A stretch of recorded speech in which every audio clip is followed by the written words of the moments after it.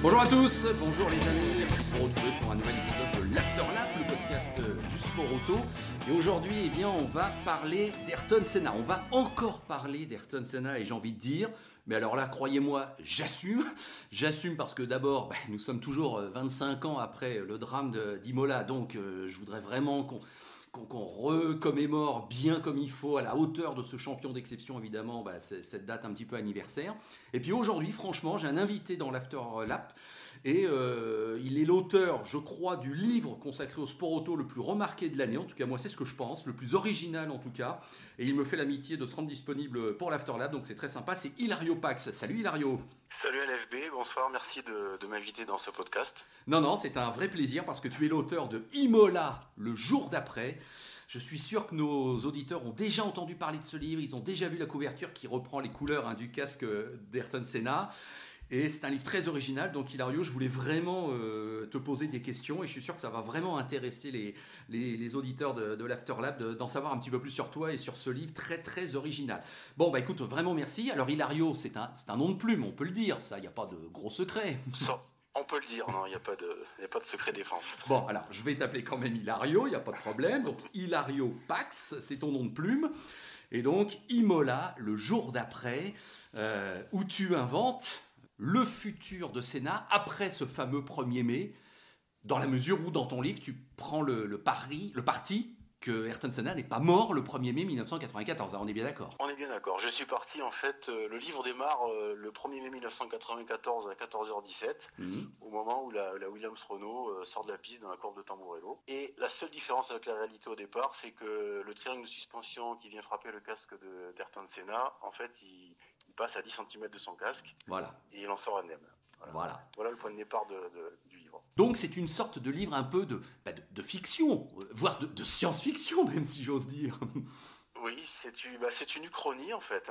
C'est une uchronie, effectivement, où j'ai mêlé la réalité à la fiction. En fait, dans le livre, tout est vrai à l'exception de l'existence d'Ayrton Senna après le 1er mai 1994. Voilà. Alors, le scénariste que je suis par ailleurs, tu le sais peut-être, ne peut qu'être sensible à une idée littéralement très originale.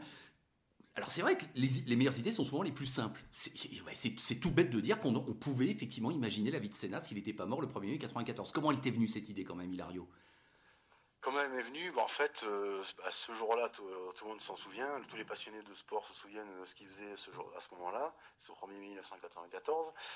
Et je me suis souvent demandé qu'est-ce qui se serait passé s'il avait fait quelques années de plus en Formule 1, qu'est-ce qui se serait passé si même dans la carrière d'autres pilotes, parce qu'il y a des carrières de pilotes qui se sont lancées à la suite de cet accident, qui n'auraient peut-être jamais débuté. Et puis au départ je comptais faire une nouvelle, j'aime bien écrire, donc c'est ce que je comptais faire, une nouvelle pour moi, pour mon plaisir personnel. Ouais. Et puis de fil en aiguille, les idées venaient, et puis j'avais de quoi faire une publication, donc je suis allé jusqu'au bout, et comme on arrivait à l'anniversaire, je me suis dit si c'est le moment ou jamais de tenter de publier ça. Voilà, donc toi aussi tu as été sensible aux 25 ans, c'est ça alors ? Évidemment. C'est ça, oui, tout à fait. Les 25 ans, 94, 2019, on y est, effectivement. Alors, Tu le dis dans une sorte de préface, qu'à l'époque, tu n'es pas forcément, Senna n'est pas forcément ton pilote préféré. Pas vraiment, non. Non, c'est pas ça. Vraiment. Voire même mon pilote détesté, entre guillemets. Ah oui, carrément. Peut-être pas détesté, mais voilà, en tant que Français, à l'époque il y avait Prost, j'admirais le personnage quand même, je savais reconnaître le talent, je restais quand même objectif. J'ai jamais été un fan acharné de qui que ce soit, mais avec le recul, en mûrissant, parce qu'à l'époque en plus j'étais assez jeune, j'étais adolescent, donc on est un peu plus, on a des réactions un peu plus extrêmes quand on est adolescent, et donc avec le recul, je me suis rendu compte de quel personnage c'était quand même, quelle chance on avait eu de voir courir un tel pilote, quoi. Ah oui. Parce que pas forcément derrière un volant, mais même dans sa vie, dans sa personnalité, c'était quelqu'un de hors du commun. Non, mais moi, je suis tout à fait d'accord avec toi. Bon, parce que c'était un peu mon idole. Bon, bah ça, il n'y a pas de secret. Mais étant déjà journaliste professionnel, il y a quand même un devoir d'impartialité. J'ai toujours considéré, moi, que l'accrochage de Suzuka 90 au premier virage était vraiment pas glorieux, on va dire ça comme ça, hein, pour Senna. Donc ça, je peux pas le nier. Maintenant, je peux pas dire que j'étais anti-Prost, mais enfin, j'étais clairement pour Senna. Mais j'ai toujours conçu, si j'ose dire, la notion que les deux étaient liés. Ça, je ne sais pas si tu le ressentais à l'époque, et j'ai l'impression que si, quand même, un petit peu. Hein, Oui. Ils étaient liés, bien sûr, on préférait peut-être l'un ou l'autre, bien sûr, il y avait des coups tordus, parce que Prost en a un peu fait quand même, faut être, je pense, honnête. Ah, il faut être honnête, oui, non, Suzuka 89, Oui, voilà, on est d'accord. par exemple. Bon, oui, c'est pas complètement honnête non plus. Bon, Non. mais c'était un peu les deux faces de la même pièce, et la rivalité, c'était bien deux, et non pas un, donc l'un en face de l'autre, et c'est vrai qu'ils étaient forcément unis. Puis alors bon, bah t'es comme moi, quoi. C'est un peu cette réconciliation, le week-end même d'Imola, là je parle de la vie réelle. Oui, c'est ça. C'est extraordinaire, hein. T'es d'accord? On aurait voulu l'écrire, on aurait dit c'est pas crédible. Et Ouais, puis, ouais. puis quand on y repense, leur duel, ça a été un roman, ça a été un scénario de film, quoi. Bah ouais, c'est ça. D'ailleurs, Ouais. je suis étonné qu'on n'en ait pas encore fait un film. Oui, si on a fait Rush, on pourrait faire je sais pas quoi, Oui, mais si c'est on a pour fait Sénat. Rush, Hein. Ouais. oui, tout à fait. Bah ça viendra un jour, je suis sûr, tu y penses. Allez. C'est sûr. Alors, 30 ans. ton livre, ton livre, bon, je le dis franchement, il est formidable. D'abord, l'idée de base, bon, bah, elle est géniale, ça, ok, on l'a compris. Et après, ce qui est vraiment super, c'est que tu as réussi à trouver. Alors, évidemment, la difficulté, c'est que je veux pas trop spoiler, hein, tu comprends? Non, évidemment. Parce que tu inventes plein d'événements qui ont lieu, qui ont eu lieu, voilà, je le dis quand même, et auxquels finalement Senna est mêlé, puisqu'il est toujours en vie. Et tu as très subtilement réussi à inventer un parcours de pilote de Senna qui est crédible, qui est peut-être même logique. Et vraiment, bah, je voulais te féliciter. Alors, évidemment, je vais essayer de poser des questions sans trop le révéler. Alors, qu'est-ce qu'on peut dire, Hilario? C'est qu'il y a une histoire de... Allez, tu m'autorises à le dire, de retraite dans un premier temps de Senna. Tout à fait. De retraite, oui. Bah, je me suis mis dans le contexte de l'époque où, en fait, psychologiquement, il n'était pas au mieux. Mhm. Il avait déjà eu 2 abandons. Schumacher le menait largement au championnat. Il y avait eu ce message à Prost où, en gros, ça voulait dire tu me manques, peut-être que la F1, ça me motive plus autant qu'avant sans toi. Et donc voilà, je me suis remis dans ce contexte. Et puis il faut pas oublier qu'aussi il y a eu l'accident de Karl Wendlinger à Monaco, Oui. qui a été encore un événement en plus, qui aurait eu peut-être qui aurait été moins retentissant sans la mort de Senna, mais malgré tout il y avait quand même eu un décès le samedi à Imola. Voilà, donc je me suis mis dans la tête de Senna, qu'est-ce qu'il aurait pu faire à ce moment-là. Voilà, donc il y a eu oui, effectivement une retraite comme Lauda avait pu le faire, comme Prost avec son année sabbatique en 92. Voilà, je me suis un peu inspiré de la carrière d'autres pilotes. Non, mais c'est pas si logique que ça. Je persiste à le dire. Donc, allez, on peut dire que tu imagines qu'il se sentait pas bien chez Williams. Oui. Avec le recul, on l'a su. Ouais. Non, mais c'est vrai. Donc, on peut révéler que tu inventes une retraite sportive. On peut révéler, je crois, qu'il y a un comeback. Il y a un comeback, oui. Mais qui n'est peut-être pas celui qu'on attend parce que... Non. En fait, j'oserais même dire qu'il y a 2 comebacks. Mais bon, allez, tu vois, tu me vois venir. Il y a un comeback qui est assez évident, effectivement, et c'est bien vu de ta part, franchement. Mais il y a un comeback qui est beaucoup plus inattendu et qui est très, très, très fort. Bon, là, je n'en dis pas plus. Et il y a une vraie rivalité que tu mets en scène, enfin, une vraie rivalité sportive, le duel Senna-Schumacher, tu l'imagines? Oui, on est bien d'accord. Oui. Il a eu lieu. Il a eu lieu, malgré tout. Voilà, il a eu lieu. Alors, tu fais aussi participer Senna au Mans, ça je crois qu'on peut le dire globalement. C'est audacieux.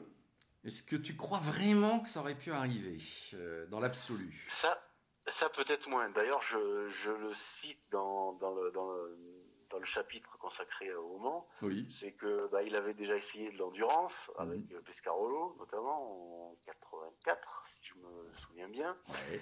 Et il avait dit c'était trop lent pour lui, c'était pas fait pour lui, quoi.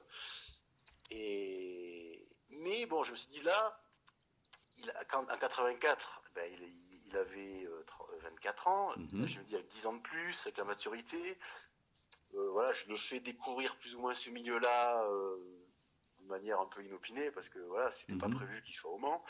Et puis je me dis, il attrape peut-être le virus sur place, et puis une occasion se présente, et puis voilà, il faut se remettre dans le contexte de l'époque, qui court au Mans au milieu des années 90, quels constructeurs sont au Mans, et puis voilà. Et de là, j'en ai écrit une petite épopée en endurance. Voilà, écoute, on n'en dit pas plus, mais l'année que tu choisis où il participe au Mans, elle est excellente, effectivement. C'est raccord avec ton idée.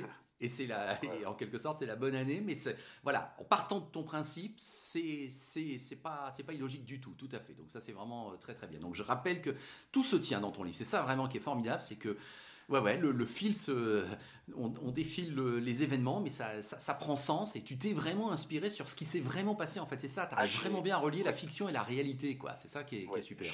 Je me suis beaucoup documenté, j'ai relu beaucoup de magazines de l'époque, revu des vidéos, voilà, et j'ai essayé de garder tous les détails, tout ce qui s'est réellement passé à l'époque, mais voilà, qu'est-ce qui se serait passé avec Senna au milieu de tout ça. Alors écoute, qu'est-ce qu'on peut dire d'autre? On peut dire que ton dernier chapitre m'a bouleversé pratiquement, je le dis sincèrement, je n'en parle pas plus bien sûr, mais je m'y attendais pas du tout. Enfin, on pouvait s'y attendre à ce que tu abordes cette thématique globale, mais alors là, la façon dont tu l'as traité, là j'ai été scotché, et donc j'ai envie de te demander, ça t'est venu naturellement cette idée, parce que là il y a une vraie idée de scénario là. Oui. Ouais, alors ça m'est venu, en fait ça fait partie des premiers chapitres que j'ai écrits. J'ai quasiment écrit toute l'histoire en partant de cette fin en fait. Ouais. Voilà.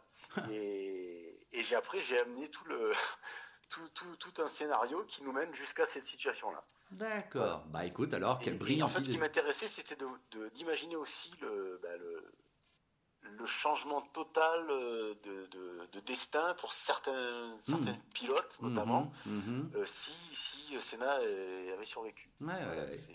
C'est ce qui m'a amusé aussi de faire, quoi. Écoute, non, mais voilà, super, vraiment super. L'effet papillon, d'accord. Un petit détail a des conséquences énormes. Et alors, combien de temps t'as mis d'ailleurs pour l'écrire, alors ce livre en entier, on va dire?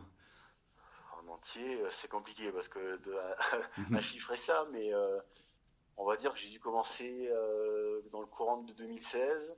Après, je me suis un peu arrêté. Voilà, j'ai écrit un peu ça par intermittence, mais finalement, en cumulé, j'ai écrit assez vite. Et j'ai très peu retouché de choses, en fait. D'accord. Ça s'est fait voilà, assez naturellement, en fait. D'ailleurs, à certains moments, quand j'étais vraiment plongé dans l'écriture, j'arrivais à me persuader que ce que j'écrivais, c'était la réalité. Je ne sais pas comment expliquer ça, c'est une sensation que j'avais jamais ressenti forcément, mais que je pensais pas, voilà, arriver à se persuader à ce point que ce qu'on écrit c'est vrai. Écoute, c'est la fièvre de l'écrivain, ça. Hein, c'est peut-être. Il y a une sorte de projection. Écoute, c'est très bien écrit en plus. Donc vraiment le bilan, il est plus que positif. Je sais que tu as eu les félicitations aussi de Johnny Reeve, notre glorieux, un de nos glorieux maîtres. Hein, il te l'a vraiment dit. Hein, sincèrement. Oui, j'ai reçu un magnifique mail au petit matin en me réveillant. Ça fait vraiment plaisir de recevoir des éloges de la part d'une référence comme lui, quoi. Écoute, non, c'est mérité. Ouais. J'ajoute les miennes, tu l'as compris. Alors, il y a peut-être un petit truc où je me suis demandé si tu allais le faire. Tu l'as pas fait, mais il n'y a pas de reproche global, bien sûr. C'est sur le fait que tu n'abordes pas ce qui aurait été la vie un peu personnelle, publique de Senna. Tu restes concentré sur le sport automobile. Ça t'a pas traversé l'esprit ou... Si, évidemment, ça m'a traversé l'esprit. Tout le monde dit il serait devenu président du Brésil. Oui, moi je le pense. Je te le dis, je suis pas le premier. Voilà, en tout cas, il aurait pu. S'il avait voulu, je pense que oui, avec la popularité qu'il avait, il aurait pu. Et l'aura, tout à fait. Et voilà, le charisme qu'il avait, c'était quand même une personnalité hors du commun.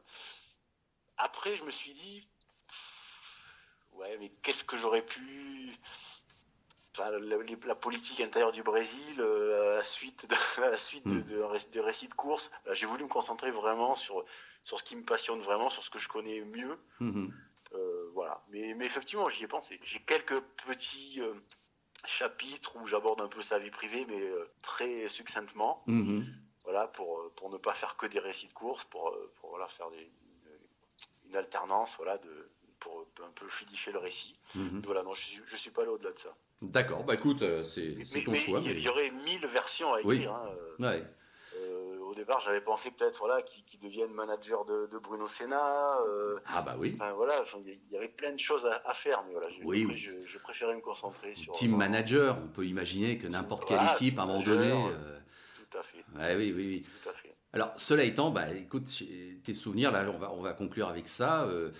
Moi, évidemment, je couvrais déjà la F1 de manière journalistique, mais comme on était en plein cœur de l'affaire Prost-Senna, la Formule 1 avait un impact mondial au niveau des news qu'elle n'a plus maintenant, il faut être honnête. C'était vraiment l'âge d'or où médiatiquement, chaque Grand Prix était attendu et ça faisait... C'était la une des flash infos. On disait dans 3 heures le départ du Grand Prix de machin parce qu'on attendait tout ça. Maintenant, il n'y a pas un flash info sur Europe 1 un dimanche à midi qui va dire dans 2 heures le départ du Grand Prix. Bah non, voilà. Mais à l'époque, c'était le cas. Et beaucoup de mes amis, connaissant ma passion pour la F1 et pour Senna, à l'époque, forcément, comme tout le monde, se laissaient tenter à regarder la Formule 1 parce que c'était vraiment un événement chaque dimanche. Combien de fois j'ai entendu l'expression « ton Senna, il va se tuer un jour en course ». Et c'est vraiment quelque chose que moi je crois qui était ressenti par des gens un peu du grand public qui ne connaissaient pas la F1 mais qui avaient l'impression que ce pilote était un petit peu fou, ou en tout cas très fougueux et avec un panache qui était à la limite, quoi. Donc j'ai tendance à penser, Hilario, je ne sais pas si finalement comme toi, au-delà de ton invention, si effectivement Ayrton, quoi qu'il arrive, n'était pas fait pour mourir en piste et en course. Qu'est-ce que tu en penses ? Peut-être bien, oui, peut-être bien. D'ailleurs, j'ai une petite anecdote sur le sujet. Un de mes lecteurs qui m'a écrit, je reçois pas mal de messages, a assisté personnellement à la dernière séance d'essai prix hivernaux au Paul Ricard en février 94. Et il m'a raconté qu'il était au bord de la piste avec son père. Et d'un seul coup, il voit un monsieur débarquer avec son vélo, un papy quoi, avec son vélo et son béret. Et en le voyant passer, il a dit... Ce gars-là, il se tuera en piste, quoi. Pourquoi il a dit ça à ce moment-là ? Enfin, voilà, c'est peut-être même pas un amateur de F1, ce monsieur. Peut-être qu'il passait par là, il a entendu un bruit de moteur. Donc oui, effectivement, c'était quelque chose qui était partagé par beaucoup de gens. Et je pense que son statut de demi-dieu a été encore plus magnifié par cette mort en direct, ces funérailles, voilà, dignes même au-delà d'un chef d'État. Enfin voilà, ça a contribué aussi à sa légende, quoi. Bon écoute Hilario, allez, le temps passe vite, on pourrait en parler pendant des heures, mais on va s'arrêter là peut-être. Mais écoute, je te remercie beaucoup. Alors Imola, le jour d'après. Et on aurait même pu dire les années d'après, mais enfin bon, c'est le titre de ton livre, Imola, le jour d'après, disponible très facilement finalement, puisque donc il faut aller sur Amazon. Exactement. Il est disponible en 2 versions, version papier classique sur Amazon, et aussi en version numérique, en version Kindle, et aussi sur le Kobo de la Fnac. En version oui, super. Mais si je veux le vrai livre à offrir dans un sapin, sous un sapin à Noël, tu le commandes sur Amazon, tu le reçois broché 2 jours après, quoi. Voilà, c'est ça. Bon, donc voilà, sur Amazon.fr, la grande plateforme marchande qu'on connaît tous.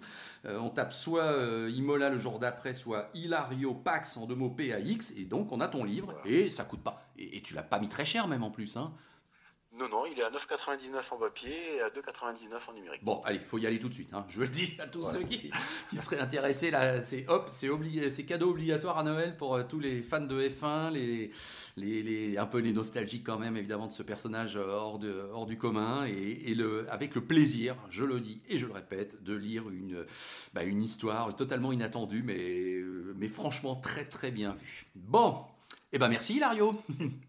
Merci LFB, c'est très sympathique de ta part d'avoir mis en lumière ce livre qui me surprend de jour en jour, quoi.